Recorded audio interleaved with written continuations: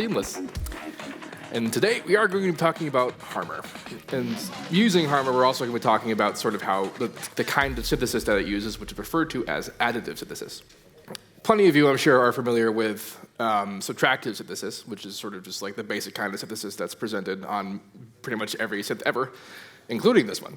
But additive, you might think, is just, okay, it's the opposite. So what exactly does that mean? And the easiest way to talk about this is just to kind of show it.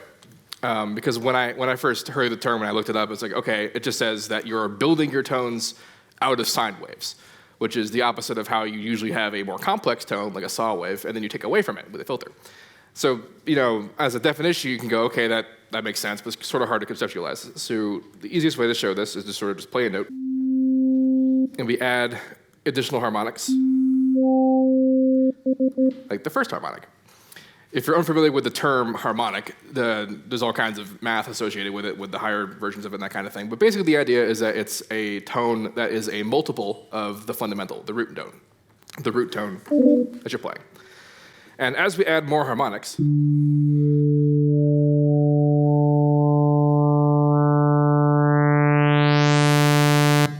it builds a saw wave. And this is how Harmor does everything it does. There's a lot of knobs, there's a lot of menus, and there's an incredible complication. You can do a whole bunch of stuff with Harmor, which we will only barely scratch the surface of today. But the basic idea is that everything that Harmor does is all about controlling the pitch, phase, and level of all those harmonics, all those individual sine waves, which what we're looking at in the visualizer represents, is that Harmor is playing those individual sine waves to build whatever it is that it's doing. With this in mind, one of the things that I like about Harmor is that it's presented not as just being an additive synthesizer, because we've had additive synthesizers in the past. We've had things like Camel Audio's Alchemy, or even ImageLine's Morphine, a much older synth. But this is presented as an additive-subtractive synth. And what that means in this particular context is that it presents to you normal kind of expected subtractive things, but we're able to do them with a kind of additive edge. Like the filter, the basic idea of a filter.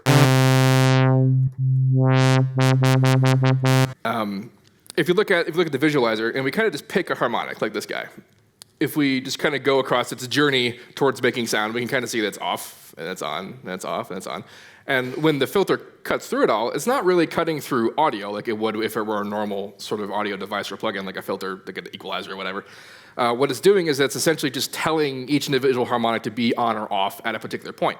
And when all the other harmonics are added together, we get a presentation that sort of reminds us of what a filter does. And if we don't do anything to it at all, we can just use it like a regular filter. Let's get some bass in here. You can just do that, but we can, of course, go deeper, because we have control of what the filter's doing at a per harmonic level. Like, there's a bunch of filter options, and that's cool, but if you go to this drop-down, and you go down to the custom shape, we can come in here, we can see that we can actually build our own filter shape. Like if I just do something ridiculous, like this. You can see that it moves around, and it's essentially using that as a map to just kind of tell different harmonics to be on or off, depending on where we put the cutoff. And we also have this width function here, which allows us to change how wide this whole thing is being applied kind of vertically to the harmonics. And as much as that's cool, even if we're using the regular filter, like the regular low pass, there's also kind of the resonance side, like you would expect in a regular filter. Now, actually, I'll just sort of visually explain how normal filters are supposed to work. Resonance on a filter, like a low pass filter, is sort of this big old thing here, this big bump. We kind of see that, like, there's the cutoff position, where it cuts off the frequency, and then there's the resonance, which is like this big peak that sits right on the cutoff. So in additive world, when we're using Harmor, we have the same basic control. We have sort of this resonance that presents itself as a peak at the cutoff. But we're really only doing that to kind of trick us into thinking that it's a subtractive, regular, normal filter, and we have basic every kind of control we want out of like where that peak is. And we could even just self-oscillate to kind of mimic sort of more hardcore analog filters that when you turn up the resonance too high, it actually just becomes an oscillator. We can just do that by just turn on an oscillator, and then it just is there, which is neat. It's very, very neat. And like the regular filter, we can also have ability to make a custom resonance shape. And the cool thing about the resonance is that unlike the regular filter shape, we can do a boost and a cut. So we can go louder and we can go softer, versus the regular filter, which is just a cut. So if I do something. Even if you are not really aware of like what the shape you're going to do is actually going to do, if you kind of just mess around with putting on a bunch of different points everywhere, you'll create filters that are basically not really all that possible with normal subtractive stuff. It also has the benefit of being de facto linear phase, because regular filters, when they do their thing, they do it on a process called minimum phase filtering, where what it's doing is it's changing the phase of the frequencies to actually create the cut or the boost or whatever it's going to do. And then, as we'll find out tomorrow, actually, when I talk about Citrus and FM, if you change the phase of something while you're playing it, you change its pitch. So if you've ever had a filter and you whipped it around really fast and you kind of felt like it's changing pitch, it's because it is. And that's a product of the minimum phase idea. And then the linear phase idea tries really hard not to do that. But Harmor doesn't care, because the individual harmonics are really they're not related to what the other harmonics are doing. They're all kind of doing what they're doing when they're doing it themselves, and it only really makes sense when all the harmonics are together in concert, which is pretty cool. So that's sort of the introduction to how additive synthesis is supposed to work. And the idea is that we are planning ahead, sort of, I mean, not specifically, but the plugin is sort of planning ahead with the idea of the sound it's going to make by just putting the frequencies there that are going to do it, as opposed to generating it with the usual subtractive kind of signal chains and that whole deal. With that in mind, we can also do much crazier things that subtractive synthesis could never hope to do. And my personal favorite is how it handles unison. The concept of unison is pretty straightforward. It's the idea that you're playing multiple voices of the same sound to generate like a chorused effect. And so here's like your pretty average supersaw kind of thing. 9 voices of unison, which you have to remember, every voice of Harmor is actually multiple individual sine wave harmonics. So when we're cloning the voice, we're playing more than one voice, we're playing more than one set of harmonics. And the maximum amount of harmonics that Harmor could put out is 516 with all the odds and ends, the oscillator on the filter and the subharmonics and all that stuff. So theoretically, the limit, if I have A and B on plus the 9 voices, that's like 8,000 something harmonics that are playing at the same time, which is pretty bonkers. The fun thing about the unison is that it is also product of the additive nature. Because, and this is really the coolest thing that I like about Harmor, is that we can change this parameter, like how deep the spread of pitch is per harmonic. And that's this menu here. So this graph, the way that what's representing is that each of these little pillars, kind of sitting here, represents 1 octave's worth of harmonics. And actually a wonderful sort of visualizer for this is this, the timbre window, where it actually, this is sort of how the harmonics are distributed. You can see that the first octave only has like 2 harmonics and has 4 harmonics. Every ensuing octave has twice as many harmonics in it as the octave previous to it, to the point where the last octave of harmonics has half of all the harmonics that are playing in the whole series. So this is sort of what the distribution of harmonics looks like when it's linear, when you're giving space even to each harmonic. But then we have these graphs. You'll see if you use Harmor, there's the graphs are like this or like the other one. And this graph is even towards octaves. And with the harmonic use of pitch, we can do stuff like only have unison on the lower frequencies. So the top frequencies are not being unison at all. Or we could do the exact opposite, where we have lower unison on the lower harmonics. And you can kind of hear it. You hear that doing that little squelchy thing for a second there. And those are the higher harmonics that are phase canceling against each other, which they would do with normal unison, but now because we're changing the pitch depth, the high frequency phase cancellation is cascading against itself, and that creates that particular effect, which doesn't seem to make a lot of sense when we do it like this, but then of course if you distort it, which you should just do for everything, just distort everything, you get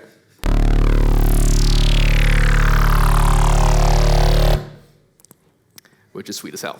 And like when I first started figuring out how to use Harmor, I spent all my time on this window because you can do and get such crazy, ridiculous results out of just not caring.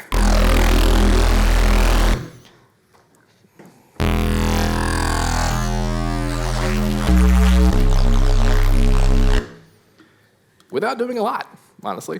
And this is honestly like for like Reese bases, this is kind of like the holy grail of your pretty typical Reese, because old school Reese processing involved the concept of band splitting, where you would have your signal like doing what you're doing.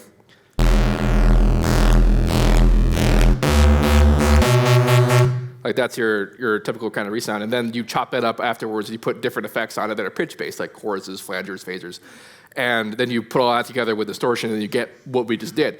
But because we can have this unison, and then we can change the unison like per harmonic in terms of its pitch, we have essentially solved for n for frequency splitting, and we don't have to stick to like only this section is up here and that section, whatever. We can do what we just did, and we can do curves, which like you can't do that with subtractive synthesis.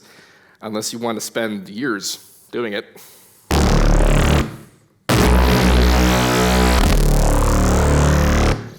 Which is just so much fun. So other pretty kick-ass features about the Unison actually has to do with the distribution of the idea of frequency and the idea of notes. Let's actually go back to the EQ for a second, because it has a pretty reasonable sort of look at this. You can see that, right? Yeah, that's pretty good. So up here we have the octave distribution, which you can see is even. So this says C1, C2, C3. And then down here you have the actual frequency value. And so you can see here the space between 50 hertz and 100 hertz equals the same space up here between 5,000 hertz and 10,000 hertz. So like the density of frequency is not the same as sort of when it's ordered for octaves. And actually in Harmor, you can see all these like octave hertz switches and everything, and that's what that is doing. In the visualizer, that's ordered for octaves, and here's ordered for hertz, where they're just even. Now this is important for Unison, because if you're taking a pitch of something, you change it like a step, right? You go up a step. Then in a bass sound, that might have been like 2 hertz on the lowest frequencies, but then way up top, that might have been like 200 hertz. And so that means that if we're doing individual sine waves like this, the Harmor has to take that into consideration. It has to actually move the unison on that 2 hertz and then the 100 hertz to keep it in like the correct range for it to be a note. Unless, of course, we tell it not to do that by going into unison and engaging the hertz mode, where now it's moving at that 2 hertz at the bottom and then also what it's doing at top. It's the same motion, which of course is very different from what you would expect out of typical unison, even when I don't have distortion on.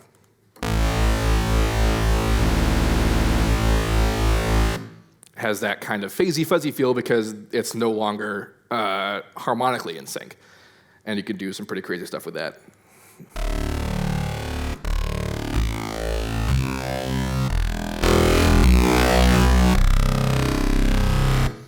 Just from the nature of the idea that we're doing a kind of unison that, again, you just straight up can't do with subtractive synthesis.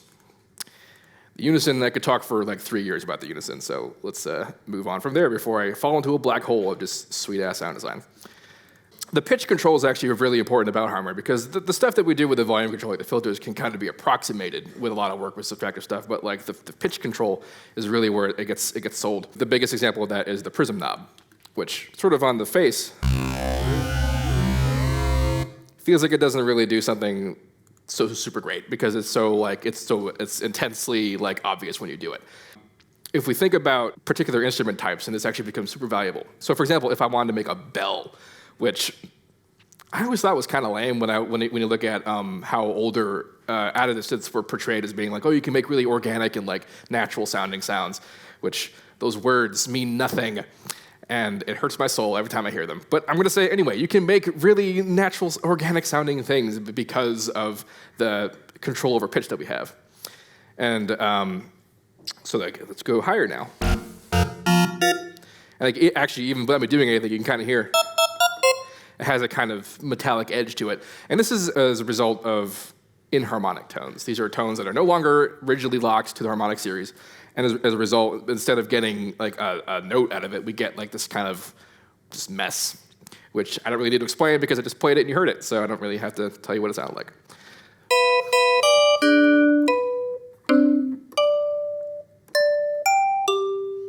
And just very easily, oh my god, a bell. Didn't have to do much. Put some reverb. You know. And we could do even crazier things if we involve the Harmonizer, which I'm going to reorder to be, I'm also going to turn ramping down so it's sharper, but I'm going to reorder it to be after the Pluck. which is what I did here.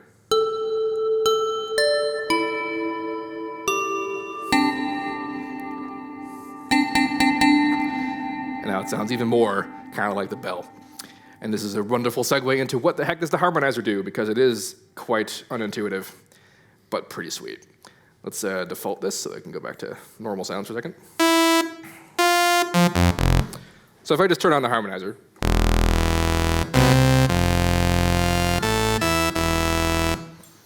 you can kind of see it does sort of what you'd expect it to do. It creates the idea that like if I play a note, I'm playing more than just that note. Now, there are plugins and things out there that do sort of actual harmonization where you play a note and then it plays notes that are in harmony, but the Harmor isn't actually playing more notes. What it's doing is that it's taking sort of like the lower edge of how many harmonics you have in the low frequency range and determined by this knob. This knob is telling you sort of how wide it is from only the lowest notes to the higher harmonics. And then it's kind of just copying them and pasting them higher and higher, and those harmonics get louder. So there's still the same harmonics, it's still the same harmonic series, but the particular harmonics are being accentuated to give it the appearance of playing a particular kind of harmony. And the default mode is just playing octaves, but this matrix here allows you to choose kind of how you want that to work. And you can get a lot of results out of that, and you can also just straight up randomize it. There's a randomizing option here, and it does the job like that. Now, why this was super great for doing the bell thing is that the Harmonizer copies the behavior of whatever you were doing. So like right now I have the Harmonizer where it was before, pretty much like before everything. And so like if I did something like put a bandpass filter on it, it behaves more or less like you'd expect it to. But if I take the Harmonizer and put it after the filter,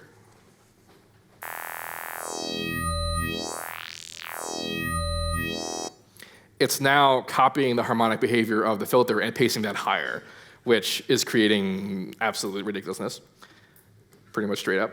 And of course, if you screw with that, we can do some pretty neat stuff with the randomizing function as well.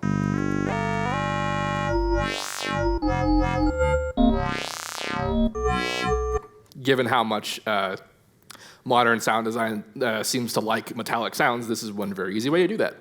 Even though we're actually still, like I said before, the harmonic quality comes from the inharmonic nature of the tones, we're actually still in the same series. It's not actually being changed by the Prism in this particular moment.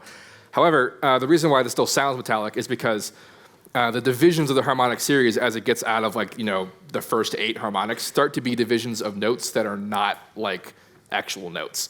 So when they're accentuated and made and brought out to be like, we can hear them clearly, they sound like they're inharmonic because they're not part of a scale anymore. And that's a lot of fun. And you can combine that with what we were doing with the Unison up there, and you can get pretty excellent sound design that not a single thing else can do, which is why I usually say tagline-y sounding thing that I believe Harmor is the future of sound design because of stuff like this. But also it's mostly because additive synthesis, while the kind of synthesis that it is, it's ingrained in just the physics of sound. Like the idea of the harmonic series, and that if you have a given sound, like even just my voice, if you have a recording of my voice, that if you look at where the frequencies are, the idea that if you just put sine waves where those frequencies are, because every individual frequency is just a sine wave, that you should be able to build that sound perfectly, provided you know everything that's doing. That's purely a digital thing. Like subtractive synthesis, FM synthesis, even wavetable stuff, like it's pretty old at this point. Like we've done it to death. But additive synthesis is part of like something that can only have been done with not only just with the digital processing, but modern enough power that we can do stuff like lob around 8,000 harmonics and not tank your computer. But the thing I mentioned about the voices in that brings me to talking about Harmor's resynthesis capabilities, which is something that I have always loved very dearly. Let's use some of the regular vocals. Don't stay, kick. Sure. La, la, Actually, let's do that one. la, la, Boop. Actually, what I should have done is defaulted this because now I'm filtering it. la, la, So now if I played middle C, which I'm so far away from, la, la. you'd be forgiven for thinking that I'm playing an audio file right now, but I'm not. I'm playing Harmor's sort of frequency map of what's happening, which is recreating pretty perfectly the actual audio file, which means we have unprecedented control over what's happening. La,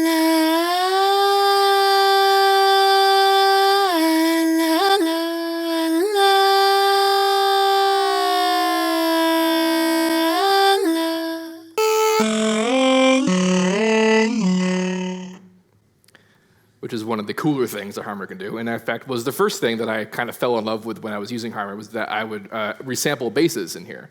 Just do any of that stuff we were just doing with Harmor before. Take that sound, put that in there, and now you have control over it that no regular sampler could, hope to dare to do. If you zoom in here, we can see what's happening. So these black lines right here, these little moments in time, is Harmor sampling the frequency information of the sound and recreating that in the harmonic, the series. And every black line is the next sample, and then it kind of crossfades between it. But it's not just crossfading; it's also moving the frequencies, and that's you saw me messing around with a scale knob. The scale knob. So you see here, these frequencies are unbroken notes here are actually moving around. And then if I turn that off, that kind of just acts like a vocoder, where the information is coming around, and then when it happens to pass through a harmonic, that's when you were able to hear it. It's literally what a vocoder does. This is like having a 516 band vocoder. So if by default, we're getting pretty regular usage out of it. Especially sort of modern vocal chopping and stuff in this, you can do some things with that are sort of beyond typical comprehension, which is what Harmor's all about, confusing everybody forever with your awesome sound design. And then you add all these samples together, we have this huge map, which when we look at it, again, we think it's an audio file because it just sounds like the audio file. So, well, obviously it's the audio file, but it's not. It's playing a synth. We have synthesized it, hence resynthesis. Not resampling, although I called it resampling for years. It's resynthesis. Terminology. Terminology is important. The reason why that's super cool is because before, if you wanted to have like Unison in post, right? There were a couple ways you could do it, a couple plugins. I sort of do minimal regular Unison stuff, or you can just render it and then manually make Unison. And there are also some samplers that kind of just do Unison as well. But when we had turned it into a synth, we were able to do all that crazy stuff we did before. We could do precisely the same thing. We could break out the bandpass, or even just turn on the harmonizer. I don't have to do anything, just turn on the harmonizer.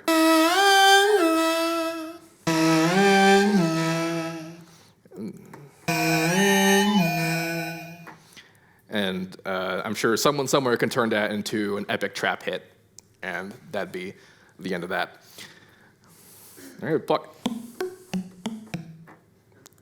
So actually, let's talk about the Pluck knob, because that's another cool application of messing around with the sort of the regular, with the volume was what I was talking about. So the Pluck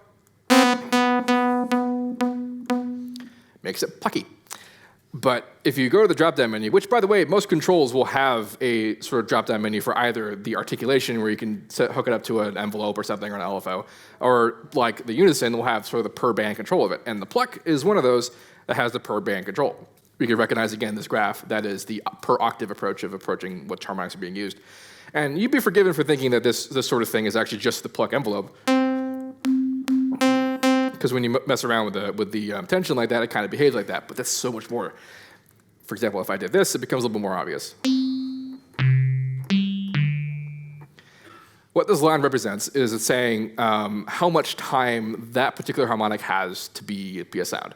And then it decays. So like up here, we're giving these frequencies more time to decay. And then down here, it's decaying really, really fast. And we see that. We see that these harmonics decayed really fast, and these harmonics decay not so fast.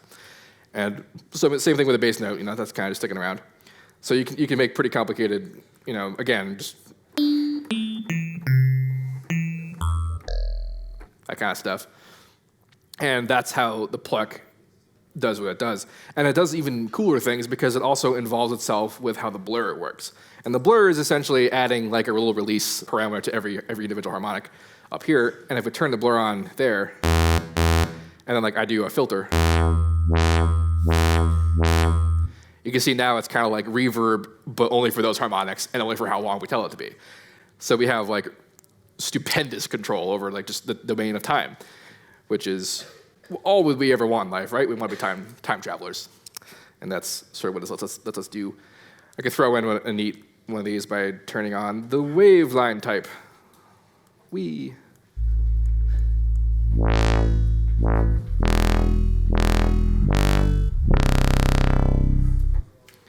How kick-ass are those subwoofers, right? Damn. I'll never get tired of that. So the Pluck would involve with the blur lets us do that kind of stuff. So while I was up here with the blur, you might have noticed the sort of the saw and the square thing going on, and why the two of those and why not anything else kind of thing. Well, actually, you can have pretty much anything else. Much like Citrus, actually, if you just drop a waveform, a single cycle waveform, in there, it'll resynthesize it perfectly to be that single cycle waveform. You can drop whatever you want there. Like you can drop a voice in there, and it'll try its hardest to turn that into a single cycle, which sometimes has cool results, and other times might damage your hearing. But there's actually a pretty good reason why it's square and saw. Square, saw. So let's look at the difference between a saw wave and a square wave, actually. Saw wave. Square wave. Harmonically, there's something very important happening. In the saw wave, we have the whole series, the whole regular series of the harmonics. And in the square wave, we have every other harmonic. In fact, it's all the odd-numbered harmonics. So 2 and 4 and 6 are gone. It's just 1, 3, and 5, that kind of thing. And that's the difference between a saw and a square. But like beyond just Harmor, most content is that. Like if you were to look at an analysis of the frequencies of what's going on, sound is usually either a saw wave or a square wave. And so when we're doing typical synthesis like this, it's actually really important to have like your base tone to have those particular frequencies. You can of course screw with it, and you can do what you want. Like to look at the graph that made this, you can see the saw wave just has all the frequencies that are just on, and then the square wave has this line, this wave line type, which is very specifically cutting off every other harmonic. And you can change these graphs. You can have them do what you want. And they'll crossfade between them. It'll be pretty sweet. I, however, like to stick to just being the saw and a square because that's pretty much the source of most sound design, at least when I looked at it, and the analysis that I do with Edison or just even the EQ, and that tends to work out pretty good. So at this point, I will open the floor up for questions. The vocal cut that the sample that you added to Harmor, are you able to make it like the part so that when you change of pitch, like of chord with that sample, the sample will be the same length? The answer is yes. Like if I just took that same sample.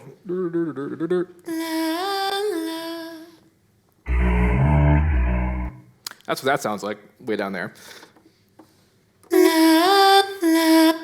So then if I put it like, so yeah, every note will have that same speed and that same position for that position all the time. Like it's not like an audio file where in order to play the pitch higher, you have to actually play it faster, because we're just actually playing individual sine waves, which are just going to go how fast they're going no matter what. So like, it's going to be the same speed on every note, unless you set it up to be faster per note, which you can do as well. Any other questions? So Seamless, you said that you analyze sounds and that mostly they consist of like the base of a square and a saw wave. How do you go about analyzing a sound by then? So if I wanted to recreate something, how I can do it at home? Sure. So sometimes it's a bit more complicated, but usually what I'll do is I'll open up the EQ, because the EQ has spectral analysis. And if you look at what's happening while I'm doing it, and I'm just going to mute it while it's happening so I can talk, the space between these two harmonics here fits the space between these two octaves. And so when the first harmonic and the second harmonic are an octave apart, that's a saw wave series. And then if they're an octave and a fifth, which actually I can just sort of weep,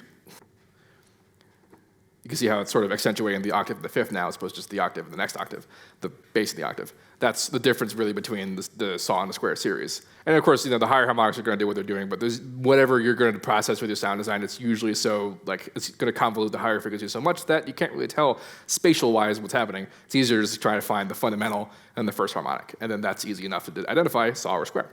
At least that's sort of how I go about it. Any other questions? You were talking about during the analysis, it cuts it up in all these frequencies, and I'm not sure I heard right. 512 frequencies, or what amount of frequencies is like a fast Fourier transformation, dividing, analyzing all the frequencies that are in there? Not all of them. The Harmor puts out 516 sine waves total, and it doesn't usually use that many. Like in terms of like an individual voice, and not really total, because again we could put out thousands of them if we use Unison. But per individual voice, the maximum that it will put out is 516. Like when I'm doing the thing with that woman's voice there, that's probably like maybe 100 or 200 because it's so high frequency and it cuts off up top, so it's not really putting out that many. But if I'm playing a bass note, that's when the larger harmonic content tends to kind of come forward. Yeah, And I've got an almost ancient Kawai 5000S additive synthesizer, and it's like normally 64 and the option of 128, but the 128 you never hear the difference. So it's really hard to add additional like octaves worth of harmonics because remember we said before about how the last octave of harmonics has half as many as all the harmonics that are total. So that means that to add one more octave of harmonics, you have to double your total harmonic output, which like these days is not epically hard, but this particular amount I have to imagine was chosen just to minimize CPU usage, and the idea that if you did play another set, like you said, it probably wasn't really that noticeable between having 64 versus 128. And you can actually, in Harmor, there's a limiter you can put in here to tell it not to play particularly how many harmonics, so you can experiment sort of with that, and it will save you CPU, I guess, if you don't use as many harmonics. Any other questions? Question way over there, in the dark. So you mentioned that usually most sounds are made out of saw waves and square waves, but how would you go about analyzing a sound that's not a saw or square wave? Well, there's actually kind of a weird thing about that, because in Harmor you can actually create you can mess around with the series. Like if I played a note, and I use the detune function here, which allows us to kind of squish or open up the harmonics. That kind of thing. Like if I just did this. Like that series is way too close to have been, what the saw or the square was. If we look at that lowest tone as actually being the fundamental. The strange thing is actually that when we do look at this, we can kind of think of like that first harmonic as having been like the third or fourth harmonic in the original series, because it actually does match up with the series if you place it higher or lower in the series. So in the other way, like if I multiplied it, like this series that we're presenting here, if I got rid of this lower fundamental, like from here onward, would be almost the saw series, and only as if we like high passed it and not played the lower fundamental. For the most part, the reason why harmonics work the way they do is because if you use anything else, you create phase cancellation. And then the phase cancellation really only allows certain harmonics to come through, because I could actually come over here, we mentioned the whole octave hertz thing, we could actually switch the octave hertz thing at the generation stage, and it'll play like quite incredible noise. And that's when we're ordering the harmonics themselves, not according to the octaves anymore. Now it's just straight up even hertz the whole way up. And it sounds like a certain way that it does. And it's less now about an individual sound. It looks more like what you're trying to play when you play a big old organ chord. And the harmonics that get through, because the phase cancellation will kind of equal to what the original sort of series is. So for the most part, like literally 98% of the time, you're going to find a sound that is the saw series, because the square is the saw series, just without every other harmonic. Who else got questions? Guy got a question right here. Hey, Seamless. So when you have your la la la sound, a human voice can actually make intonations, make la la, like make intonation. How would you go about changing the sound, not the vowel necessarily or the pitch, but the intonation of your la la la sound in Harmor? So you said not necessarily formants, but that's basically how you do it anyway. It's a sort of an application of that idea that creates the intonation. It's also like levels and like pitch, because the la la sound was a lower tone and a higher tone pitch-wise, so that obviously changed a lot of that. But there is a neat way that we can mess around with that in Harmor. So on the image page here, so you can see like what's happening here. You can see mostly that's just a higher note that does that, and then the other frequencies that are in there are moving around to kind of approximate sort of like the recording noise. Honestly, that's happening when this sample was originally created. In here though, we do have a format control, but I'm not gonna move that knob. There is a drop-down menu called the image format mutation, where like everything else, we can actually move formants per harmonic, which is pretty ridiculous. And we can do things like only move, not with that line, but only move like the top harmonics.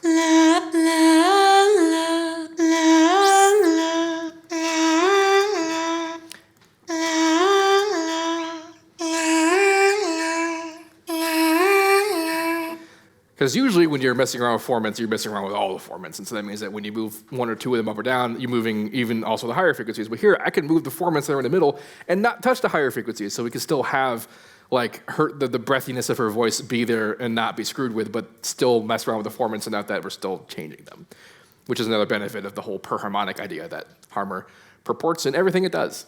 We got time, I think, for one or two more questions. I have a question about this image tab where you drag the samples for resynthesis. I noticed that you can also drag actual image files into there. Is that something Yes. you use? Not terribly often, although actually I've done some pretty cool like visual art actually by like putting pictures in there, resynthesizing it, and then messing around with the harmonics and just like screenshotting it as it passes through and gluing it all together, and you get neat pictures. But you can actually resynthesize actual pictures, and it'll use like the different like color levels and brightness and darkness and to represent harmonics on or off. And like really, if you think about it, if you look at this whole thing, if you actually had that picture that was the right size and the right configuration, that's just that as an image, and you put that in there, it would sound more or less like that if you just drew, you know, the harmonic representation of that person's voice. And you could also do cool editing where like you take that picture and you put it into like paint or something, and you just cut huge holes in it with like an eraser, and then you put it back in there, and then that's like a filter. You filtered it by doing that. And you've created these sort of motions that you might not have been able to, by might not, I mean you absolutely could not have done, sort of with regular processing. Who wants the last question? He wants the last question. Ladies and gentlemen, Image Lion's Dan wants the last question. Yes, I didn't exactly get what the Prism knob does. Awesome. So the Prism knob straight up just moves the frequencies and pitch. There is, like everything else, a drop-down menu, and this menu gives us this particular graph like by default. However, we don't need to have this, you know, be the thing. If I had it just like this, it's not going to do anything at all. Or I could come in here and say just this area. And so you can see now it's moving just those harmonics in pitch based on what that line is telling it to do. That's positive or negative, so you move it up or you move it down based on the knob's position. I'm not totally sure what the range is, but there is, again, there's the whole, the weighting difference. There's the add mode or multiply mode over here, which lets us go a lot harder.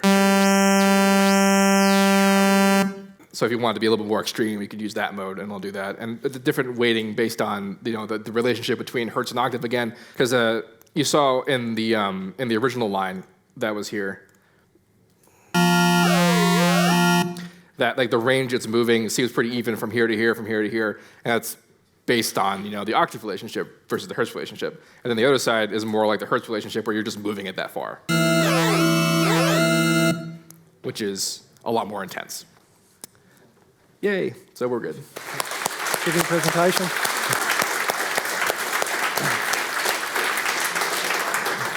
Hi.